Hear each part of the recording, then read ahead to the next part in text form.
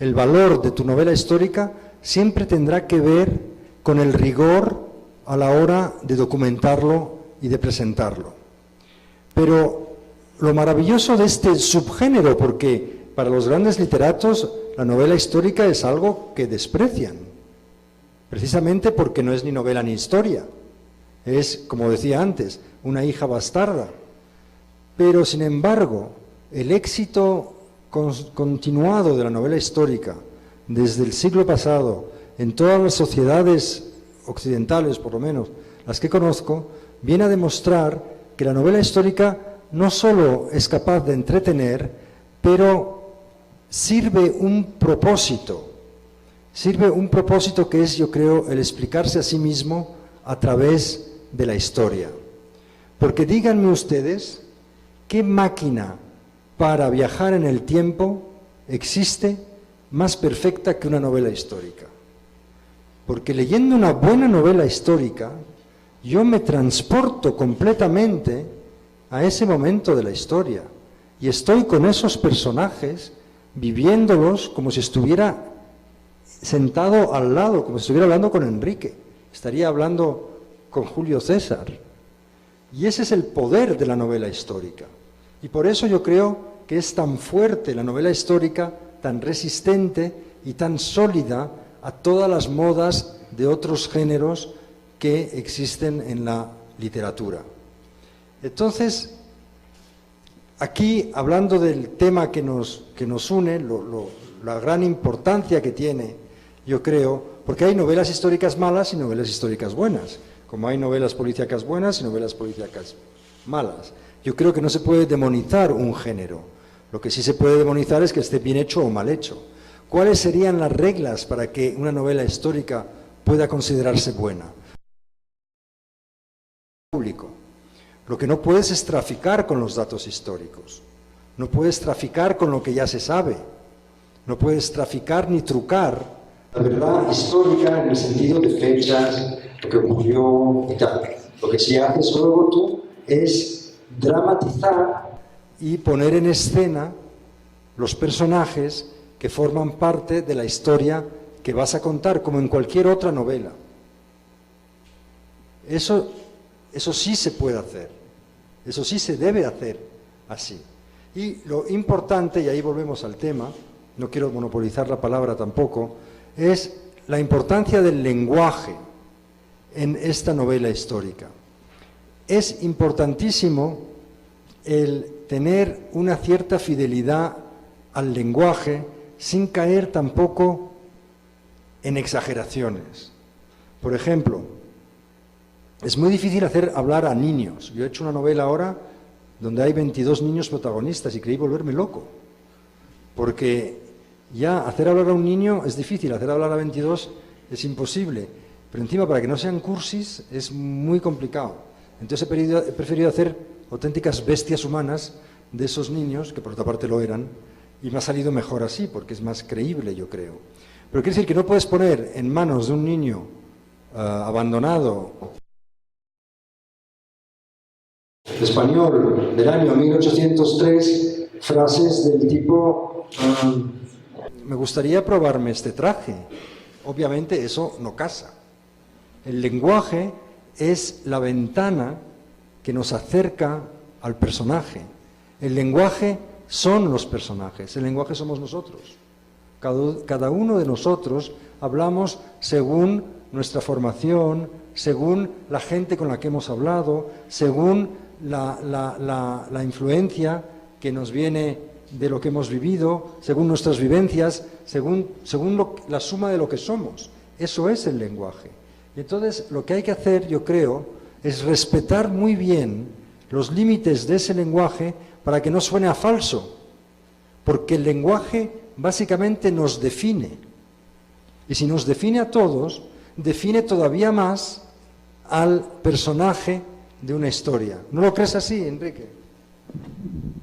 Pues la verdad es que yo, igual que el público, vine aquí a aprender cosas. Yo lo creo así. Efectivamente, el misterio fundamental del lenguaje expresado en personajes del siglo XVII o del siglo XII o del siglo XI o del siglo V antes de Cristo, debe corresponder a prioridades esencialmente humanas.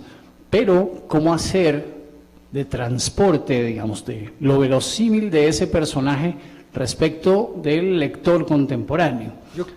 Yo ahí creo en los trucos, porque mira, de la misma manera que los legajos de finales del 18 yo los puedo leer con dificultad, ¿eh? Los del 17 no puedo, tengo que llamar a un especialista. Con el lenguaje es lo mismo. Si yo escribo una novela histórica en 1600 y les hago hablar a los personajes como hablaban en 1600, nadie va a entender nada, yo el primero. Por eso el éxito tan grande que ha habido ahora de la adaptación, digamos, moderna del Quijote, escrita por el escritor Andrés Trapiello, porque ahora el Quijote de pronto se convierte en algo asequible. No es que no lo fuera antes, pero con dificultad. Entonces lo que yo hago, y lo que creo que se hace en estos casos, es tomas algunas partes, digamos, o una expresión, o alguna conjugación de verbo, y luego eso lo intercalas, como para que parezca que el que está hablando en el siglo XVI, pero en realidad tú lo entiendes perfectamente. Porque si nos ponemos en plan talibán, no habría posibilidad de que se leyese una novela histórica hoy en día. Perfecto.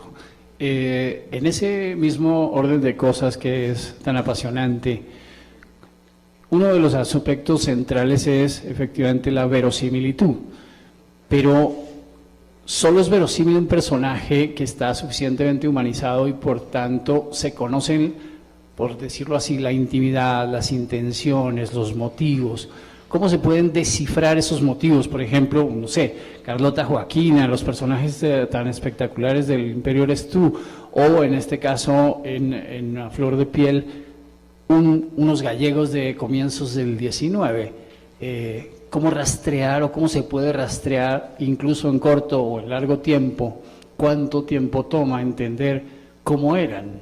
No, ese es el trabajo más laborioso en este caso, ¿no? Si tú quieres hacer una novela que tiene que ver con la historia, yo lo que hago en este caso es que me leo todo lo que se ha publicado sobre el tema y luego me voy a los archivos y ahí me enfrento a los legajos y procuro entrevistarme con gente especialista en esa época histórica y procuro encontrarme con herederos de los personajes si es que existen y procuro ver los objetos que existían en aquella época, porque quieras que no, es un nexo con aquel pasado. Ellos vieron lo mismo que estoy viendo yo ahora, o ellos tocaron lo mismo que yo estoy viendo ahora, o la iglesia, por ejemplo, de Santa Mariña de Parada, donde nació Isabel Zendal y donde está enterrada su madre, pues a mí me emocionó ir cuando supe que eso existía, porque ya toma vida por sí mismo. Entonces todo esto es un proceso lento, donde vas incorporando, digamos, todo este material dentro de ti. Es cuando vas soñando con el libro, es la parte más agradable también de la escritura del libro, porque en este momento no tienes que ponerte a trabajar duramente, tú vas soñando el libro, imaginándote el libro, y yo he llegado a soñar con estos personajes y hablar como ellos, vas a fenecer, en fin, porque se te contagia el lenguaje, ¿no? Y esa es la parte más, digamos, más creativa, yo creo, del proceso. Luego, la segunda parte del proceso de escribir un libro así es encerrarse y ya seguir un método, porque si no es con disciplina, esto no sale nunca. Porque es tan duro, el principio sobre todo, encontrar la voz adecuada, encontrar la manera de estructurarlo bien, encontrar que los personajes empiezan a tomar vida por sí mismos, y todo esto al principio se hace realmente muy complicado, muy difícil, y lo más fácil del mundo es levantarse al frigorífico comida cada 5 minutos para huir de la realidad, o de repente descubrir que necesitas cordones nuevos para tus zapatos, coger el auto, irte al pueblo, pasarte la mañana buscando cordones nuevos, volver y creer que has hecho algo, ¿no? Eso, entonces, para evitar todas estas digresiones hay que ponerse realmente, imponerse un método trabajar de tal hora a tal hora por la mañana, de tal hora a tal hora por la tarde, y es lo que yo suelo hacer. Y así, a base de muchos días, acaba saliendo. Pero es todo realmente a base de método, es lo único que funciona a partir de cierto momento. Muy bien. En ese mismo ambiente en el que estamos hablando, ¿cómo descubrir o cómo, digamos, la fina sensibilidad se va haciendo poderosa para captar no solo la belleza particular e intrínseca de una historia, sino de unos personajes en los que ya se siente la fascinación o por lo menos la atracción que sentirán los lectores años después? Es que depende ya de cada personaje. Por ejemplo, Leopoldina de Austria, la princesa que fue a casarse con Pedro I, el emperador de Brasil, que era un bestia en aquella época, un hombre poco educado, con costumbres, digamos, muy salvajes, por ponerlas de alguna manera. Y esta mujer llega de Austria, que era la corte más fina de Europa, a casarse con este hombre que no conoce de nada, pero se ha enamorado de él porque se ha enamorado del amor y ha visto una medalla y le ha parecido maravilloso. Llega y se encuentra con este hombre y claro, empieza a pasar una historia terrible, ¿no? Y lo que fue genial en ese personaje, por ejemplo, es que ella escribió todo, porque lo escribía todo a su hermana y lo escribía también a su padre, y esas cartas se guardaron y tuve acceso a esas cartas. Entonces ahí pude tener realmente acceso a la voz interna de Leopoldina retratando su calvario sentimental, que le llevó a la muerte, de hecho. Y para mí eso fue una oportunidad maravillosa. Se me hizo fácil, digamos. Pero ¿qué pasa? Con la amante, Domitila de Castro, que no sabía escribir, porque era de otro ambiente y de otro entorno, ahí no había dejado nada. Ahí me la tuve que inventar, digamos, la tuve que interpretar. ¿Cómo era ella? Pero ya la interpretas no por lo que ha podido dejar escrito, sino por lo que los demás decían de ella, por los actos que ella hacía, por la manera en que actuaba con los hijos de él, por la manera en que los demás grabaron, digamos, escribieron sus impresiones, pero claro, ya es mucho más indirecto y mucho más difícil. Y sin embargo, los dos personajes tenían que parecer en la novela iguales. Tú no puedes tener en una novela un personaje que notas una documentación muy fuerte detrás al lado de otro que notas que está infradocumentado. Eso no puede ser. De alguna manera ahí es donde en la novela histórica, allá donde no llega la documentación, es donde tienes que hacer funcionar la imaginación y procurar ponerla al mismo nivel. Y tú tienes que ponerte en la piel de esta mujer, en este caso de Domitila de Castro, la piel de esta mujer que tuvo la oportunidad de conocer al emperador, que cómo quiso ella toda la seguridad que una unión con el emperador le proporcionaba y cómo fue poco a poco acaparando áreas de poder hasta realmente convertirse en la mujer más poderosa de Brasil. Y cómo él, al darse cuenta, reacciona. Claro, todo esto lo vas viviendo al escribirlo durante meses. Son los meses que el lector lo lee en a lo mejor 15, 17 horas. Un libro, ¿no? Pues yo son 15, 17 minutos que tardo en escribirlo. Pero la emoción es la misma. La emoción es la misma. De hecho, yo siempre cuando acabo de escribir un libro siento un gran vacío. Porque de repente ya no estoy viviendo con mis personajes. Ya no convivo con ellos. De repente estoy otra vez en la vida cotidiana, a por la leche, a por los niños al colegio, a por la vida de todo el mundo, quiero decir, la vida cotidiana. Pero ya me falta esa otra vida que me ha hecho soñar, que me ha hecho pasar momentos inolvidables.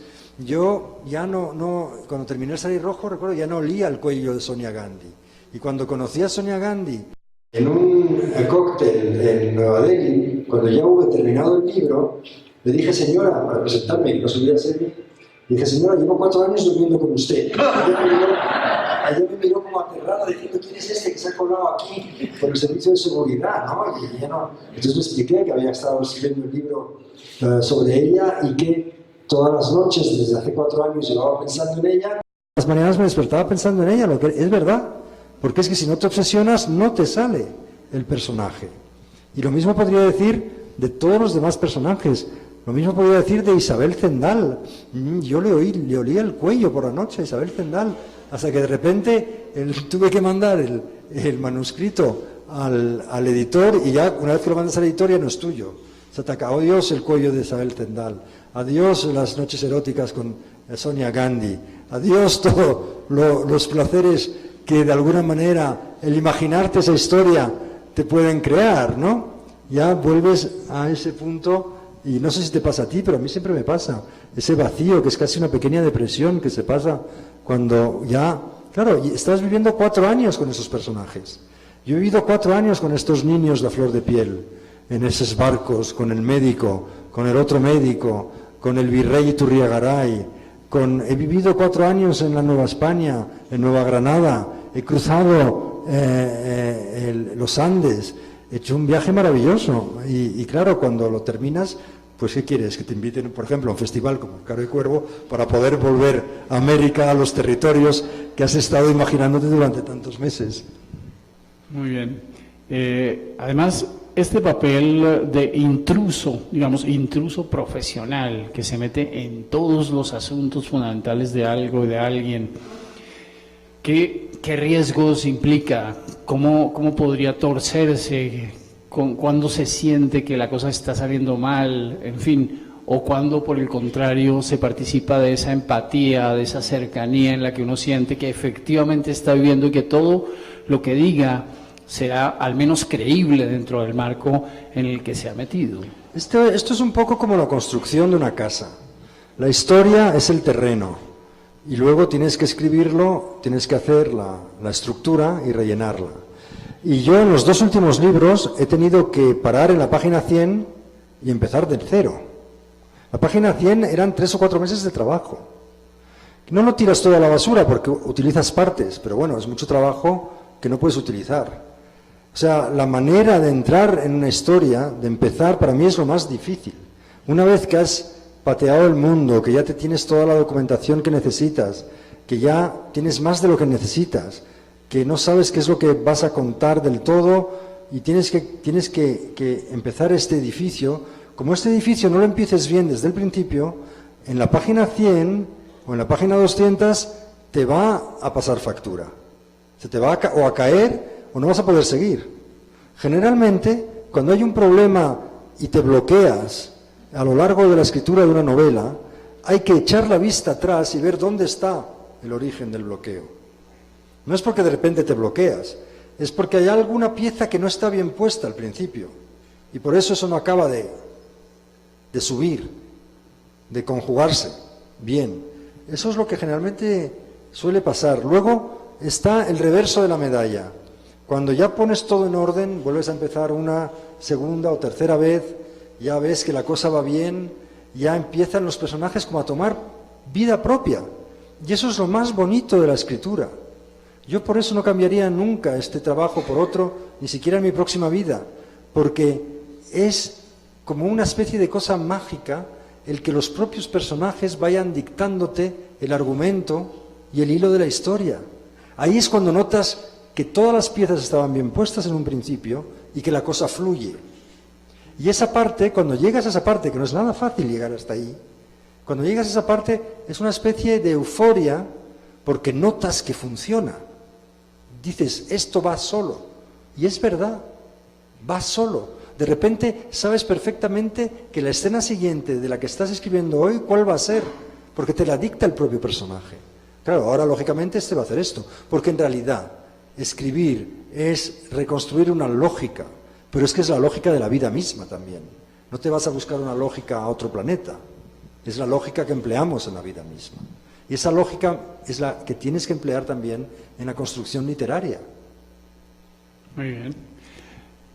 Quisiera averiguar una cosa. Los maestros de la novela histórica, que seguramente hemos leído los dos y otros muchos en este trance, eran o Flaubert, por ejemplo, con Salambó, o los británicos, escritores anglosajones y del ámbito, incluso hasta de esa disciplina minuciosa, Gore Vidal y Robert Graves y gente, pues Colin McCulloch, quizá el modelo de Gary Jennings, el norteamericano. ¿Cómo hacer este mismo ejercicio en la lengua española? ¿Qué particularidades tiene la novela histórica en el ámbito del español? Yo creo que no hay ninguna dificultad, o sea, ninguna diferencia. De la misma manera que Marguerite Yourcenar lo hizo en francés, con Memorias de Adriano. De la misma manera que hay novelas históricas españolas, pero que vienen también del siglo XVI. O sea, hay también una tradición de novela histórica en España, quizá menos desarrollada que en Inglaterra, porque hay básicamente una relación con la historia muy distinta entre el pueblo español y el pueblo inglés. El pueblo inglés está orgulloso de su historia, el pueblo inglés se mira en su historia constantemente, el pueblo español desprecia su propia historia, de alguna manera. El pueblo español tiene una relación psicótica con su propia historia. Es que no se ponen de acuerdo ni siquiera ahora. Es que hoy en día en España te enseñan 17 historias diferentes según hayas nacido en una comunidad autónoma o en otra. No hay un respeto, digamos, un vínculo, lo notas en la construcción, lo notas en todo. Tú mira en Francia el respeto que hay por las construcciones antiguas, por lo que es el pasado, por lo que es el pasado común. En España eso existe muy poco. Entonces, y en Inglaterra también existe. Entonces eso también tiene mucho que ver con la relación que un pueblo tiene con su pasado. Y la relación de España con su pasado es y sigue siendo conflictiva. En particular quisiera, en este caso, referirme al Imperio Eres Tú.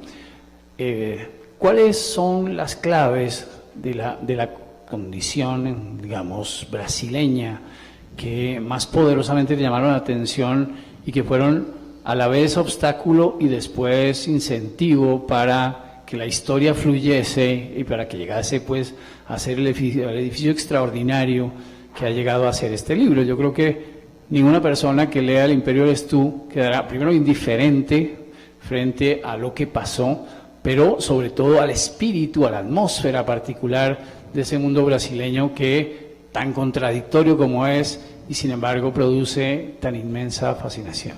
A mí siempre me ha interesado mucho el mundo portugués, precisamente por el desconocimiento que tenemos de Portugal en España.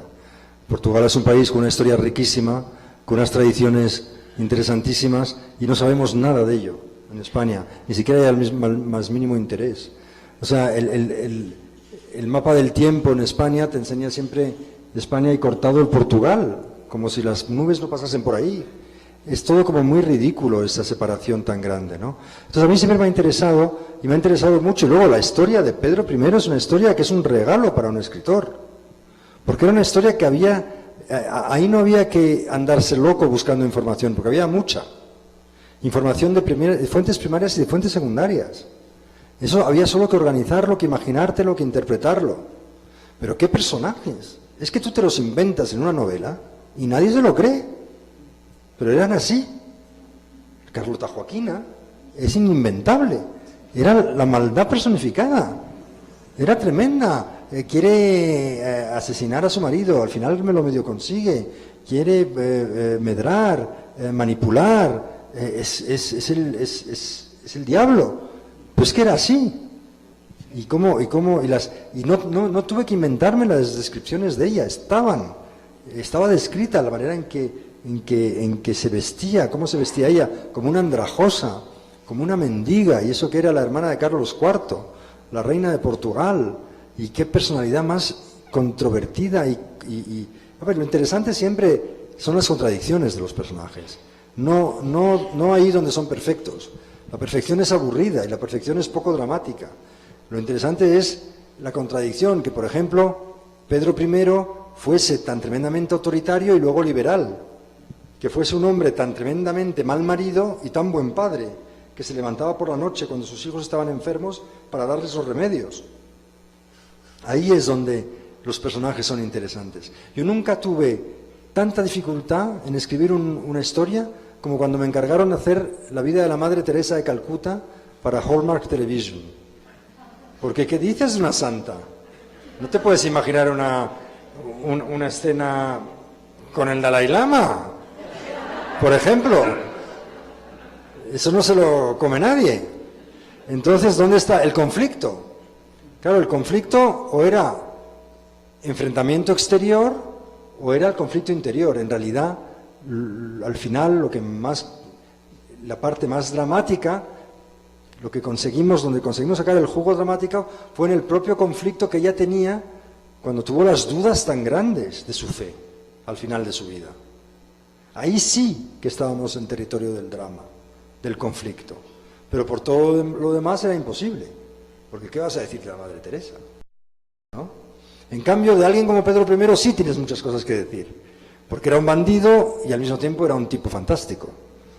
Era un tipo con una visión política muy aguda, pero nefasto a la hora de llegar a acuerdos con grupos de presión o con... Era todo y al revés, al mismo tiempo, dentro de un mismo personaje. Eso para un autor es una suerte increíble. Sí, muy bien. Justamente en el contexto del descubrimiento de estos personajes profunda, intensa, digamos, apasionadamente humanos, cargados de contradicciones, de dolores, se nota que la imagen que ha hecho la historia, incluso la historiografía, es unilateral, unívoca, justamente demasiado enfocada en tal o cual aspecto, y lo que hace el novelista es descubrir todo lo demás, el ámbito que lo rodea. Sí, el novelista procura contar lo que los historiadores no han podido contar. Es un poco eso lo que intentamos hacer nosotros. Un historiador no puede saltarse las propias leyes de la historia como disciplina. Sin embargo, un novelista debe saltárselas. Porque a mí no me importa tanto que una fecha sea la exacta. Si soy fiel al personaje de esa época, si soy fiel a lo que ocurrió en aquella época. Y no me voy a inventar escenas que no han ocurrido. Pero sí es importante la fidelidad al espíritu de la época. Entonces yo voy a hacer diálogos. Obviamente esos diálogos son inventados, pero son inventados siempre en base a una documentación bien puesta. A mí me lo preguntaban con el libro de Sonia Gandhi, porque Sonia Gandhi resulta que está viva. No hay nada peor que escribir sobre gente viva porque luego a nadie le gusta. Nadie se pone de acuerdo. Todo el mundo tiene una imagen generalmente muchísimo mejor que la que el autor pueda tener, entonces se enfadan. He tenido problemas con todos mis libros. Por eso ahora solo hago cosas de historia, para que no me molesten ni los abogados de Pedro I, ni Pedro I, ni Leopoldina, ni nadie. Están todos bien muertos y no me van a molestar. Pero ya no quiero hacer nada actual, porque haces algo actual y es que se te vienen encima. Se me vino Sonia Gandhi también, y bueno, ¿y cómo?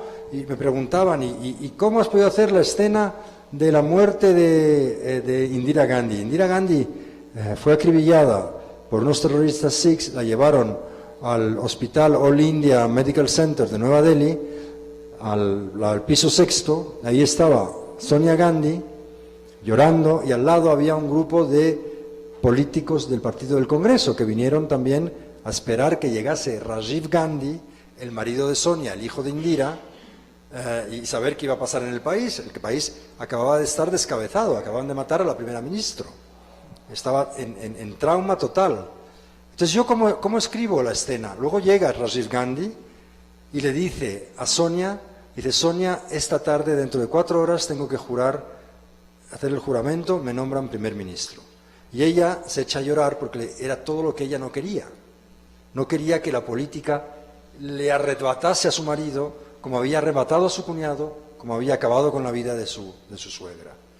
Entonces ella se echa a llorar y le dice, no lo hagas, no lo aceptes, no es nuestro pacto. Si tú haces eso, yo me voy, me cojo los niños y me voy a Italia. Entonces me dicen a mí, cuando yo escribo ese diálogo, ¿y cómo usted lo sabe? Pues mire, señor, le voy a decir cómo lo sé. Yo lo sé porque hablé con el grupo de políticos que estaban a escasos 5 metros de ellos y que me contaron la escena. Yo lo sé porque subí a la 5ª planta del All Medical Center de Nueva Delhi para poder describir lo que se veía desde allí. ¿Estaban los cristales limpios o sucios? ¿Hacía frío o calor? ¿Qué se veía desde la 5ª planta? ¿Qué pudo ver ella desde la 5ª planta mientras esperaba la visita de Rajiv? Había algún crucifijo, había algún símbolo hinduista, había algo que tenía que ver con la religión. Y luego, también lo sé, señora, porque estuve en la hemeroteca obteniendo las fotos de aquel día aciago y vi cómo estaba vestida la gente. Entonces pude describir cómo estaba vestida Sonia. Yo sabía que ese día tenía un sari verde, que era el que se había puesto por la mañana. Entonces, así es como logras. Por supuesto que hay un salto luego. Obviamente, el diálogo no puede ser nunca 100% lo que se dijeron ellos, porque yo no estaba presente. Pero sí les puedo decir que yo me acerco o procuro acercarme al máximo porcentaje posible. Puede que no haya sido el 100%, pero el 70% sí fue. Muy bien. Para dar paso al público a que pregunte, la fascinación particular con la India, desde los tiempos de Anita Delgado y su contacto con el Rajá de Kapurthala, con ese mundo perdido, con, digamos, ese horizonte casi mítico, ¿cómo pudo haber influido primero en las decisiones que usted tomó para escribir Pasión India y en lo que tiene que ver el contacto de dos mundos tan disímiles aparentemente como la India y España? No, pero yo creo que uno no tiene que escribir sobre su propio país siempre.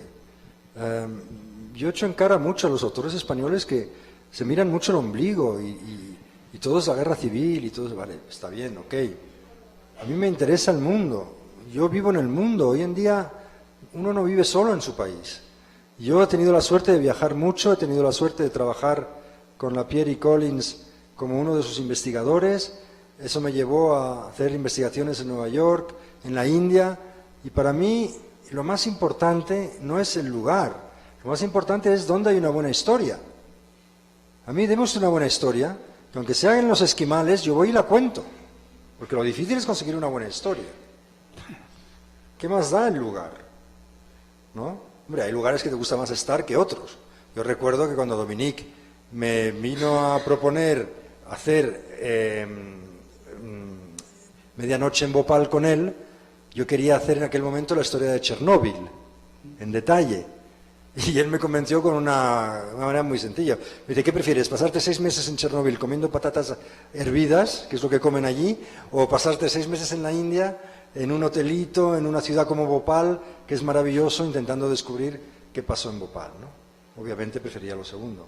Y estuve 7 meses en Bhopal investigando para el libro Era Medianoche en Bhopal. Y fue como reacción a ese libro que fue tan duro, porque Bhopal no hay que olvidar que fue el mayor accidente industrial de la historia, y conseguimos saber por qué había ocurrido todo y conocer los personajes gracias a los cuales pasó eso.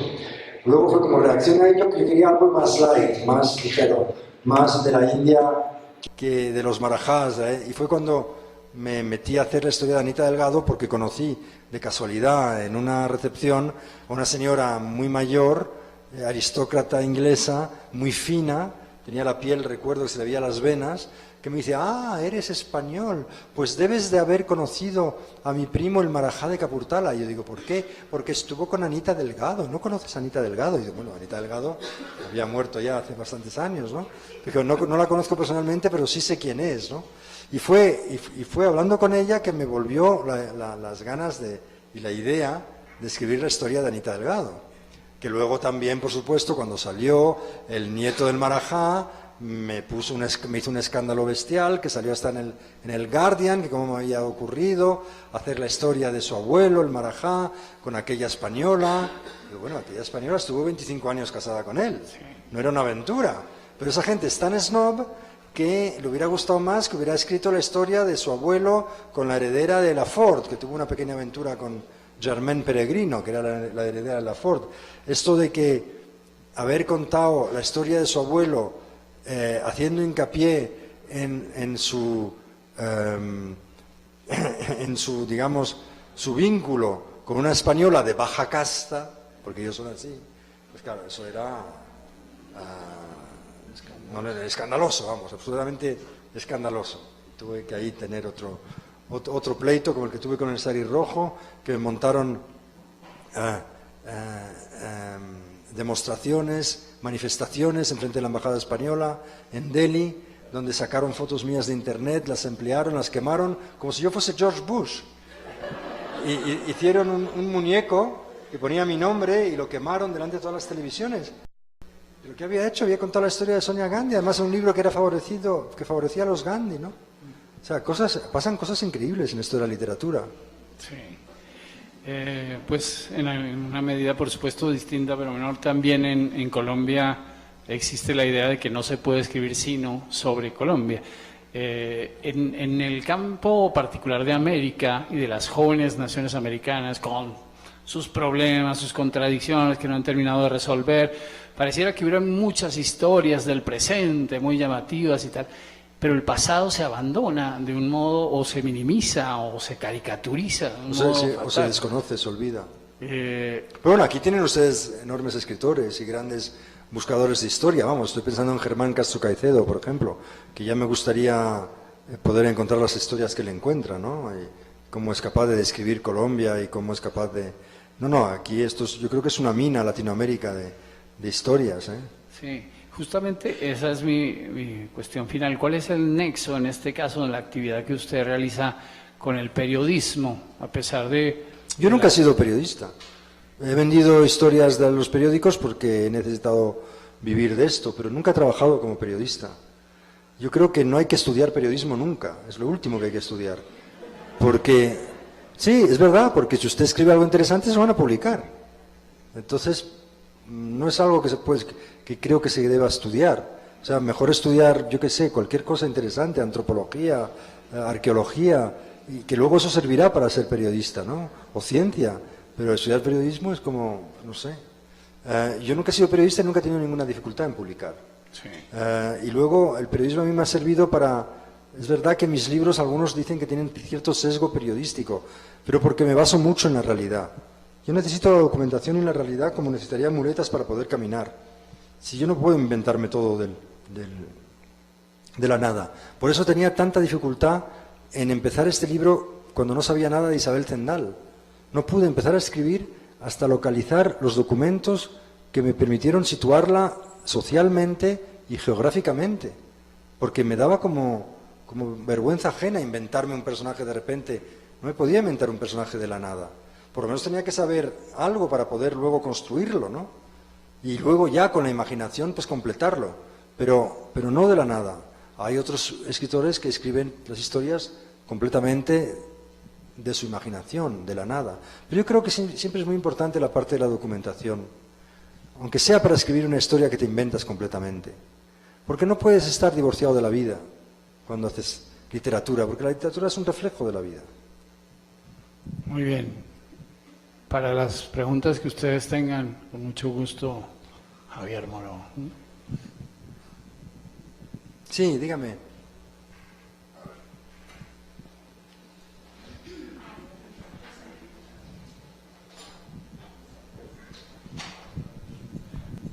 Muchas gracias. Primero que todo, pues maravilloso toda esa cantidad de procedimientos, de criterios, de estudios, de esfuerzos.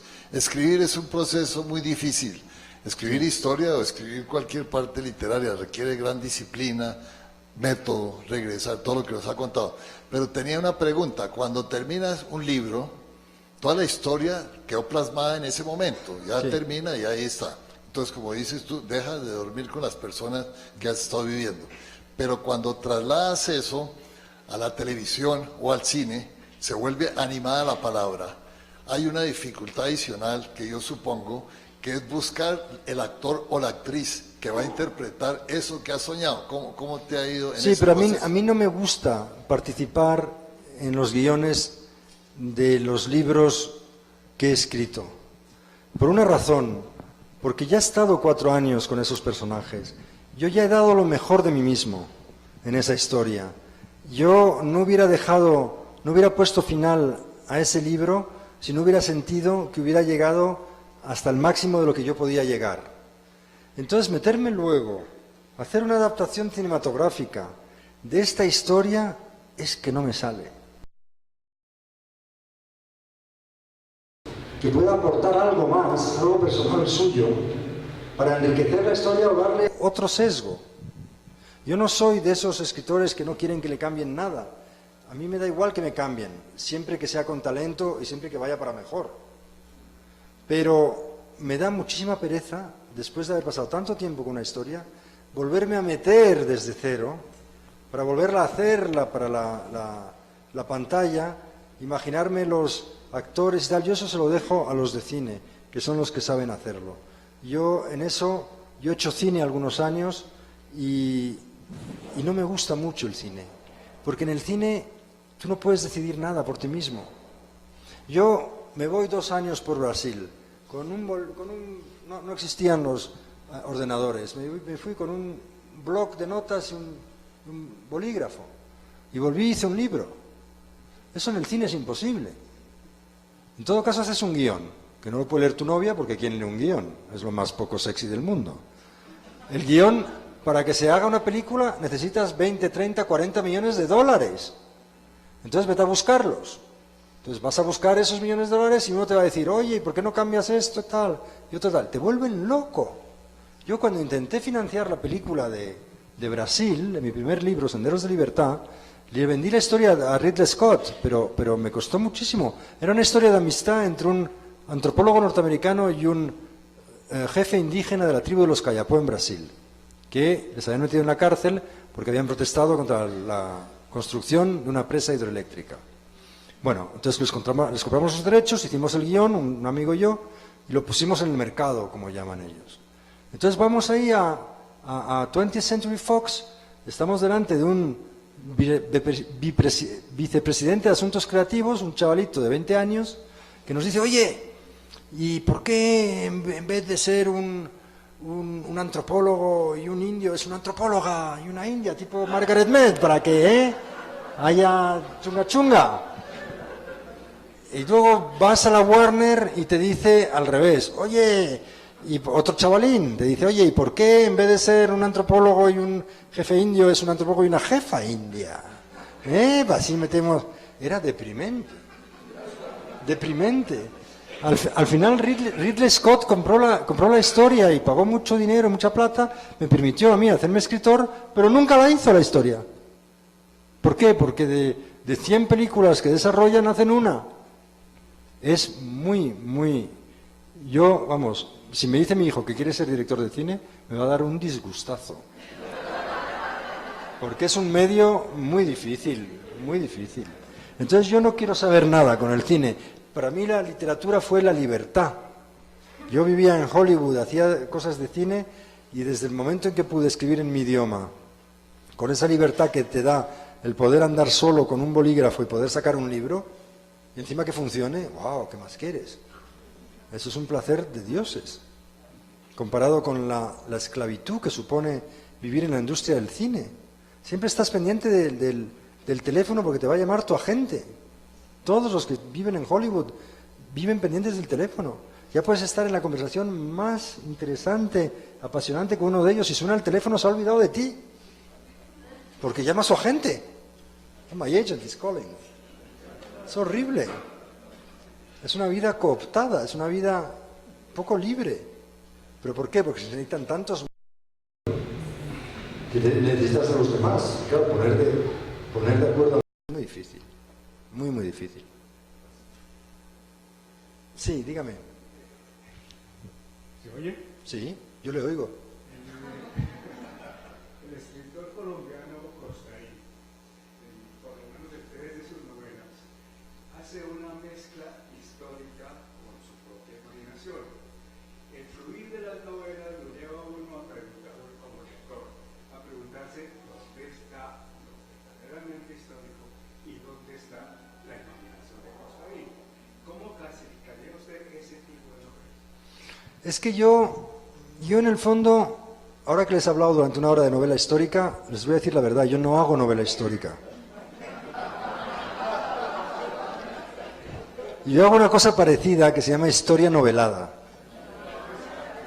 Y lo que pasa es que como todo se llama igual y todo lo llaman igual, pues para no complicar las cosas, lo he llamado novela histórica. O sea, novela histórica, por ejemplo, es lo que hace Pérez Reverte con una novela que se llama El asedio. Es el asedio de la ciudad de Cádiz en 1812, Entonces está históricamente muy bien documentado, pero él se inventa una trama que puede ser una trama de un thriller.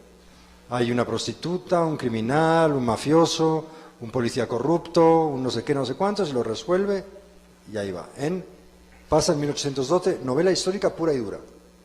Yo no hago eso, yo novelo la historia. Yo en El Imperio eres tú tenía todo el material.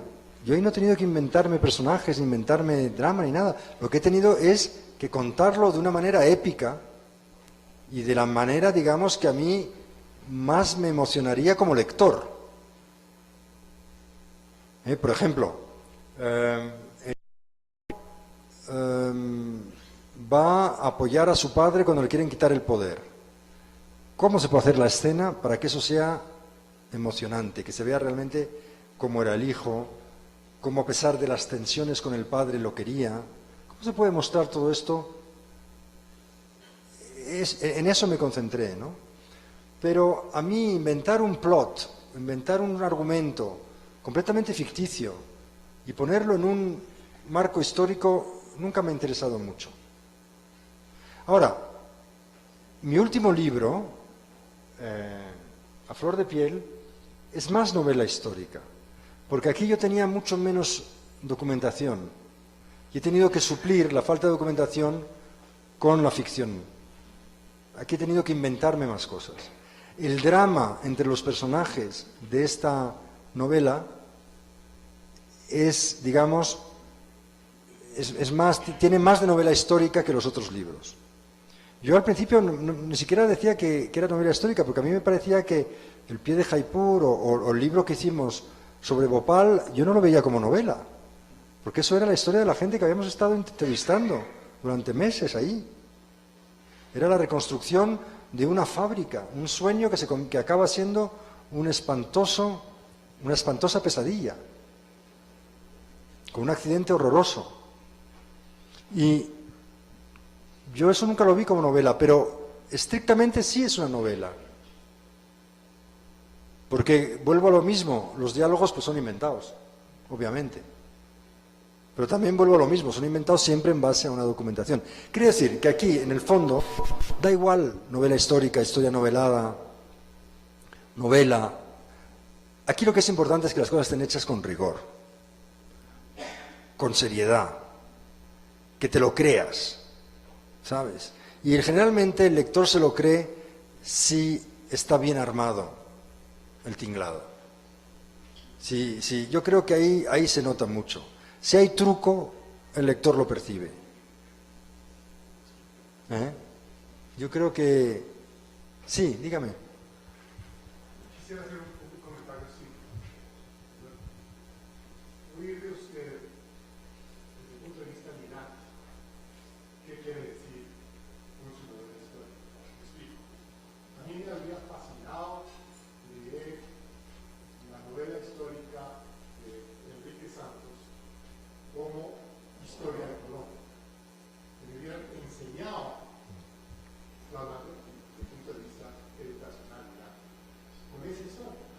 El resto es una relación de hechos que terminan siendo escritos por el que quiere escribir una historia como le da la gana. Claro, es que lo difícil es eso. Usted lo dice, lo difícil es conseguirla. Yo, cuando me dicen ¿usted qué es lo que busca? Y digo, yo no soy historiador.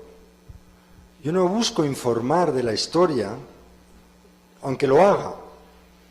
Mi primera ambición, yo apelo a la emoción del lector. Yo quiero atrapar el interés del lector por la emoción, porque solo ahí el lector podrá vivir esa historia con la intensidad con la que yo la he escrito. Y por eso decía al principio de esta charla que no hay mejor máquina para viajar en el tiempo que una novela histórica. ¿Por qué? Porque lo que entra en juego es la emoción, pero es que la emoción te viene por el drama, por la novela. Porque la historia, como usted ha dicho bien claramente ahora, puede ser objeto de interés, puede estar escrita de una manera totalmente plana y puede ser una cosa aburridísima de leer, como generalmente o sea, los libros sobre Pedro I eran ilegibles para alguien que no hubiera estado interesado en el tema. ¿Por qué eran unas cosas? No se acababa nunca, y lo otro, y tal, y cual. Y era escrito por historiadores. Pero claro, de lo que se trata es de captar la emoción, porque entonces vas a hacer que ese lector recorra el mismo viaje que tú has recorrido mientras escribías el libro. Y que es lo que te va a permitir sentir que estás viviendo en otra época. Cuando tú lees lo de Yo Claudio, de Greuze, estás en Roma. Estás realmente viviendo Roma. Ese es el valor de lo que es la novela histórica. Cuando ahora he leído de Hilary Mantel, Cromwell, estás en la Inglaterra de aquella época, que era brutísima. Era como el Estado Islámico hoy, pero en plan inglés. Eran cruelísimos, bestias, además no poder. Pero está tan bien contado que parece que estás oliendo y viendo el filo de las espadas, de las tradiciones que se hacen y ver la sangre como sale, ¿no? Pero te lo crees de verdad. Ese es el gran poder de la novela histórica. Ese es el gran valor de la novela histórica. Y por eso yo creo que es un género que sigue R que R gustando. Ahora en las últimas encuestas que han hecho en España es el género preferido por los lectores españoles, en un 23%. Yo creo que es por eso, porque además viviendo el pasado te ayuda a comprender el presente. El pasado es interesante siempre con respecto a nosotros. Es una luz sobre nosotros.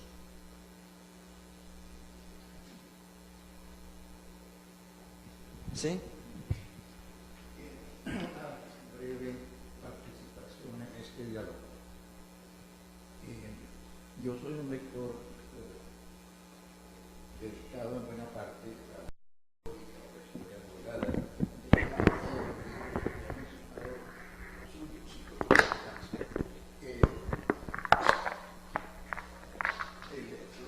A flor de piel, que lo leí hace ya varios meses, con él tuve una situación dura. Sobreviví a las primeras 50 páginas y pasadas las 50 tuve un premio, que fueron las 800 siguientes, que me tuvieron amarrado a una silla durante 2 días y medio. Realmente fue sorprendente, un cambio muy grande, tal vez de una investigación dura realmente al uso de la novela histórica, después de haber hecho una relación de hechos. De todo eso hay una pregunta un poco tonta, pero quiero hacérsela. En relación con el Nuevo Reino de Granada, hay un viaje bien descrito por el río Magdalena, cosa que yo no he querido hacer nunca ni voy a hacer ya. Y al fin llegan a este altiplano, después de muchos trabajos, siguiendo el ejemplo de Jiménez de Quesada. Pero o aquí no había viruela, o no se ocuparon bien de ella, porque todos los sitios donde llegaron trabajaron seriamente en vacunar. Aquí creo que no vacunaron a nadie, según el libro. Y por eso Eso era cuando Salvani estaba enfermo, ¿no? ¿Correcto? Sí, pero venían, yo sé que vinieron de qué ciudad, le estaban esperando ahí arriba de Mompox, le estaban esperando unos individuos de Medellín, mandados por un médico de Medellín para... Correcto, pero a Bogotá, concretamente hablando, pues no llegaron con mucho interés, creo que debieron estar 2 o 3 días, se aburrieron con toda la razón, todavía nos aburrimos nosotros a rato, y se fueron, y en ninguna parte quedó constancia que hubieran vacunado a nadie. Por eso pregunto si era que aquí no había viruela, o que dijeron, no, estos del altiplano, dejemos que se mueran de viruela. No, yo creo que eso ha sido más bien un problema mío, no de la historia en sí, porque ellos vinieron a Santa Fe de Bogotá y además tenían muchísimo interés porque era de aquí donde había salido la llamada de urgencia al rey de España, ¿no? Por la Entonces vinieron y vacunaron y implantaron la vacuna y no hubo aquí ningún problema. Quizá porque no hubo ningún problema ni ninguna anécdota, yo lo pasé rápidamente. Yo el problema que tenía al escribir ese libro es que lo que los personajes hacían era siempre muy repetitivo. Llegaban a un sitio, vacunaban, tal, llegaban a otro sitio, vacunaban, tal. Era todo una especie de método, eso fue el gran valor de lo que hicieron. Pero claro, desde el punto de vista del escritor, cuando ya han vacunado en Puerto Rico, en Cuba, en Puerto Cabello, en Caracas, en Cartagena de Indias, en tal, y ahora vienen a Bogotá y vacunan, pues yo ya lo doy un poco por hecho y me lo salto. Entonces no creo que haya sido un problema de la historia en sí, sino más bien un problema de que yo ya estaba harto de repetir la misma acción 47.000 veces con miedo de aburrir al personal lector. Realmente no. Lo único que deduzco de lo que usted me acaba de comentar es que uno siempre debe armar problemas, porque si no, no se ocupan de uno.